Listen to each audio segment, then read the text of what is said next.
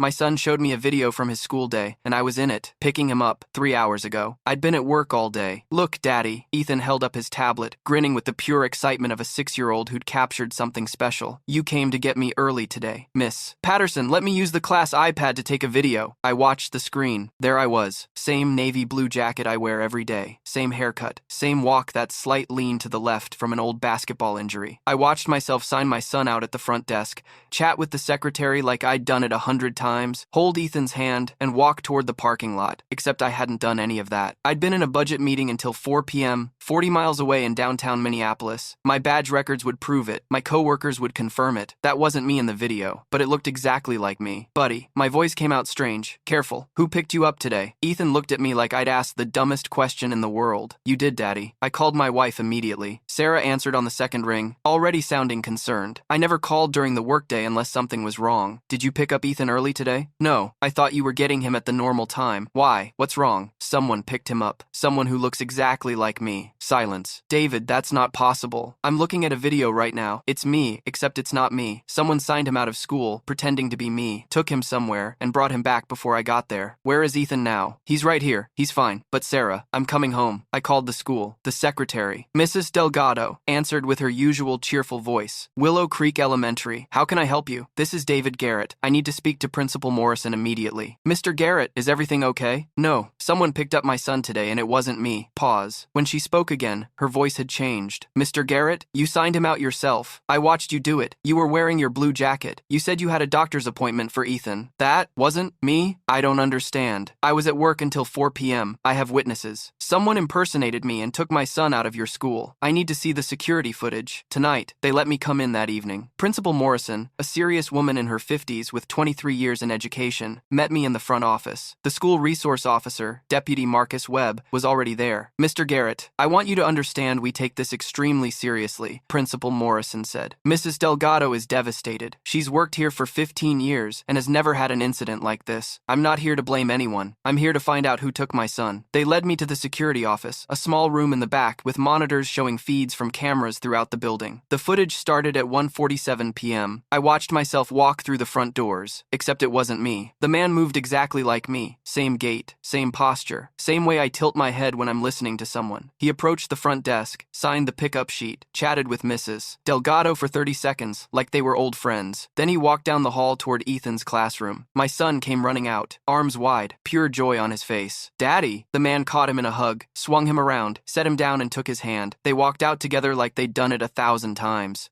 They went to a gray Honda Civic, Deputy Webb said, pulling up the parking lot footage. License plate is partially visible. We're running it now. I stared at the screen. The man was loading Ethan into a booster seat in the back. Careful, gentle, like a father would. Where did they go? According to the GPS on Ethan's watch, the smartwatch Sarah had insisted on after she read too many news stories, they drove to Patterson Park, 3 miles away, stayed for about 2 hours. 2 hours? They went to the playground, got ice cream at the shop on Maple Street, then came back to school and dropped him off at 3:45 p.m. Just before the normal pickup rush. I felt sick. 2 hours. My son was with a stranger for 2 hours, and he had no idea. Daddy came twice today, Ethan had said when I'd arrived at 4:15. He'd been confused but happy. That was so fun. I called the police from the parking lot. Detective Rachel Torres, 12 years with the Minneapolis PD, arrived at my house within the hour. She was sharp-eyed and thorough, the kind of cop who wrote everything down and missed nothing. Mr. Garrett, walk me through the timeline again. I did. The meeting, the video, the security footage, the GPS data. And you have no idea who this man is? None. I've never seen him before in my life. But he knew your son's school, knew the pickup procedure, knew which classroom Ethan was in, knew your name. Yes. And your son went with him willingly. Ethan thought it was me. He looks exactly like me. Detective Torres reviewed the footage on her laptop, zoomed in on the man's face. You're right, the resemblance is remarkable. She ran the license plate. The car is registered to a man named David Garrett. That's my name. I know, but this isn't your car. She turned her laptop toward me. A registration record. Same name. Different address, different vehicle. There's another David Garrett in your city. Same age, similar appearance. He lives about 4 miles from you. She pulled up a photo from his driver's license. My blood froze. He didn't look similar to me. He looked identical. Same face, same build, same hairline, same slight asymmetry in our jawlines, the same expressions around the eyes. We could have been the same person. Who is he? My voice didn't sound like my own. That's what we're going to find out. I couldn't sleep that night. Sarah sat up with me until 2 a.m., asking questions neither of us could answer. Who was this man? How did he find us? What did he want? He didn't hurt Ethan, she kept saying. He took him to a park, got him ice cream, brought him back safe. That doesn't make it okay. I know. I'm just trying to understand. There's nothing to understand. A stranger who looks like me took our son. That's all we know. But it wasn't all I knew. Because I couldn't stop thinking about the photos in my parents' house. The ones from before I was born. The gaps in our family albums. The way my father had always been vague about my early childhood. You were such an easy baby, he'd say. Hardly any trouble at all. But there were no photos of my mother pregnant. No hospital pictures. No baby shower mementos. I'd never thought about it before. Now I couldn't stop thinking about it. I drove to his address the next night. Detective Torres had explicitly told me not to. This is an active investigation. Let us handle it. But I had to know. The house was small, a bungalow on a quiet street, well-maintained, unremarkable. A gray Honda Civic sat in the driveway. I knocked on the door. The man who answered smiled when he saw me. I was wondering when you'd find me. I couldn't speak. He looked exactly like me. Exactly. The same face I'd seen in mirrors for 42 years. The same expressions. The same slight laugh lines around the eyes. It was like meeting myself. We should talk, he said. Come inside. I don't know why I followed him in. Maybe shock. Maybe some desperate need to understand. His living room was tidy, modest furniture, and photos everywhere. Him as a child, him as a teenager, him with parents. I didn't recognize a thin woman with sad eyes, a heavy-set man with a beard. Him, at various ages, living a life that looked nothing like mine. Who are you? He sat down on the couch, gestured for me to take the armchair across from him. My name is Daniel Garrett. I was born 4 minutes before you. The room tilted. That's impossible. We're twins, David. Identical twins. We were separated at birth. My parents would have told me. They didn't know. His voice was calm, almost gentle. I've spent years researching this. The adoption agency that handled us, it was shut down in 1987 for fraud. They separated twins and placed them with different families without disclosure. Some kind of sick experiment, or maybe just profit. I've never gotten a straight answer. I wasn't adopted. You were. He leaned forward. I tracked down your parents 3 years ago. Talked to them in person. They thought they adopted a single baby. They had no idea I existed. The agency told them nothing. My mind was racing, rejecting, rationalizing. Why would you take my son? Daniel's expression shifted, something darker underneath the calm surface. I wanted to know what my life should have been. What does that mean? You got the good family, David. The loving parents who could afford nice things. The stable home. The college education. The career. The wife. The son. His voice hardened. I got nothing. Foster homes. Group homes. Abuse. Neglect. Years of being told I was worthless. I aged out of the system at 18 with $100 and a garbage bag full of clothes. That's not my fault. No, but it's not fair either. He leaned back, looked at a photo on the wall himself as a child, alone in what looked like an institution. I just wanted one afternoon of what you have every day. One afternoon of being a father, of having a son who loves me, of getting ice cream at the park like a normal person. He's not your son. He's my nephew. Daniel's eyes met mine. We share blood, you and me. Him and me. Whether you like it or not, we're family. I stood up. My legs felt unsteady. You stay away from my family. He didn't move, didn't raise his voice. Or what? I left without answering. The police couldn't charge him with anything. Detective Torres explained it in her office, frustration evident in her voice. He didn't harm the child, didn't make threats, didn't take him across state lines. He signed a nephew out of school, which, technically, he could argue he has a right to do as a biological relative, and took him to a park. He impersonated me. He used his own name. David Garrett. It's also his legal name. The school didn't verify ID properly. That's on them, not him. He's stalking my family. Has he contacted you since your visit? Shown up at your house? Made any threats? No. Then we don't have grounds for criminal charges. She paused. You could file for a restraining order. Document everything. If he violates it, we can act. And until then, you protect your family. You change schools if you have to. You never let your guard down. I hired a lawyer the next day. Margaret Chen, 20 years of family law experience, specialized in restraining orders and custody disputes. She was expensive, thorough, and ruthless. Based on what you've told me, I can get you a protective order, she said. The unauthorized pickup alone is grounds. The fact that he's been researching your family for years shows a pattern of obsessive behavior. Will it actually stop him? It gives us legal tools. If he violates it, he goes to jail, period. The hearing was 3 weeks later. Daniel showed up without a lawyer. He represented himself calm, articulate, almost charming. Your Honor, I understand the concern. I never intended to frighten anyone. I simply wanted to meet my nephew, to have a relationship with the only only family I have left. Judge Patricia Hernandez, 18 years on the family court bench,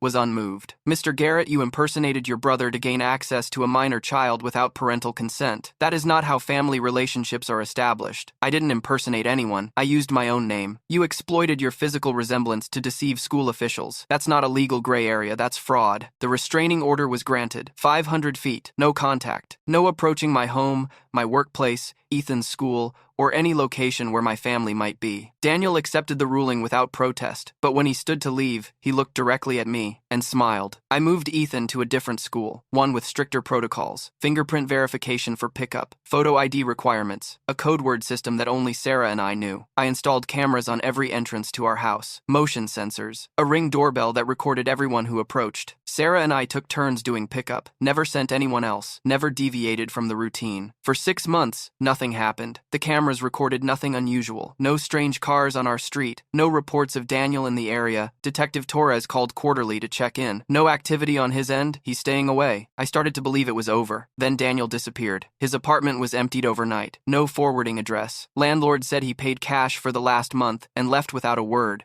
The gray Honda Civic was gone. His phone was disconnected. His bank account was closed. He probably moved on, Detective Torres said. Found another obsession. These personality types, they fixate intensely, then pivot to something else. But I knew better. Daniel hadn't moved on. He'd gone underground. It's been 2 years since Daniel vanished. Ethan is 8 now, smart, curious, full of questions about everything. He doesn't remember the day a stranger took him to the park. He was too young. But I remember watching that video, seeing myself walk through those doors, feeling my entire understanding of reality crack and split. I remember sitting in Daniel's living room, listening to him explain how our lives had diverged from a single moment, 4 minutes of birth order that determined everything. I remember the look on his face when he talked about wanting what I had. I remember the smile when the restraining order was granted. He's still out there. I know he is. Maybe he's watching from a distance. Maybe he's biding his time. Maybe he's built a whole new identity, waiting for the moment when I let my guard down. I don't know, but I'm prepared. I told Ethan about the secret question last year. We were driving home from soccer practice, just the two of us, when I decided it was time. Buddy, I need to tell you something important. Okay, Daddy? If anyone ever comes to pick you up, anyone at all, you need to ask them our secret question first. Even if they look like me, even if they know your name, even if they seem nice. Why? Because some people pretend to be other people, and you need to make sure the person picking you up is really Daddy or Mommy. He was quiet for a moment. What's the secret question? I told him. A question only he and I would know the answer to. Something personal, something a stranger could never guess. And if they don't know the answer, then you run. You find a teacher. You call for help. You never go with them. Okay, Daddy, he said it simply, trusting. The way children accept things without fully understanding. I hope he never needs to use it. Last week, I got a birthday card in the mail. No return address. Generic envelope. A card with balloons on the front. Inside, handwritten in neat block letters. Happy birthday, brother. I hope you and the family are well. D. I called the police. They traced the envelope to a mailing center in Portland, Oregon. Dead end. I added it to the file. The file that sits in my home safe, growing thicker every year. Documentation, evidence, proof that Daniel Garrett exists, that he's been watching, that he hasn't forgotten. Margaret Chen, my lawyer, reviewed it last month. If he ever violates the restraining order, if he ever shows up, this file will bury him. And until then, we wait, we watch, we stay prepared. Sarah asked me once if I ever think about what Daniel said, about our lives being swapped by chance, about the foster homes and group homes, about what he could have been if things had been different. Sometimes, I admitted, I think about growing up like he did. I think about what that would have done to me. Do you feel sorry for him? No. I paused. Maybe a little. For the child he was. But the man he became, the one who took our son, who stalks our family, who sends birthday cards to remind us he's watching, I don't feel sorry for him at all. What do you feel? Vigilant. Ethan came home from school last Tuesday with a drawing. I made this in art class, Daddy. It showed 4 figures, a tall man, a woman, a small boy, and a dog. We don't have a dog, but Ethan's been lobbying hard. That's our family, he said proudly. I looked at the drawing, the happy faces, the bright colors, the stick figure dog with its tongue out. It's beautiful, buddy. Can we put it on the fridge? Absolutely. I hung it with a magnet, stood back and looked at it. Our family. The family Daniel wanted. The family he tried to steal, one afternoon at a time. He didn't succeed. He won't succeed. Because I'm watching. Always watching. The secret question is simple. Something only Ethan and I would know. Something from a moment we shared together. Just the two of us. I won't write it here. Daniel might be reading this, but Ethan knows. And he knows to ask. And I pray every day that he'll never need to.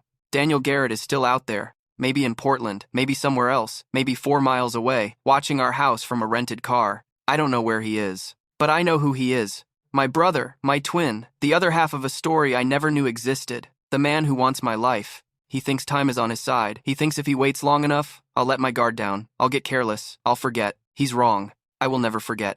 I will never let my guard down. I will never stop protecting my family from the man who wears my face. Some people think blood makes you family. It doesn't. Love makes you family. Trust makes you family. Showing up every day, doing the hard work, being there when it matters. Daniel Garrett shares my blood, but he's not my family. Ethan is my family. Sarah is my family. And I will protect them from anyone who tries to take them away. Even if that person looks exactly like me. The drawing is still on the fridge. 4 figures, bright colors, a stick figure dog. Our family. Safe, whole, together. For now,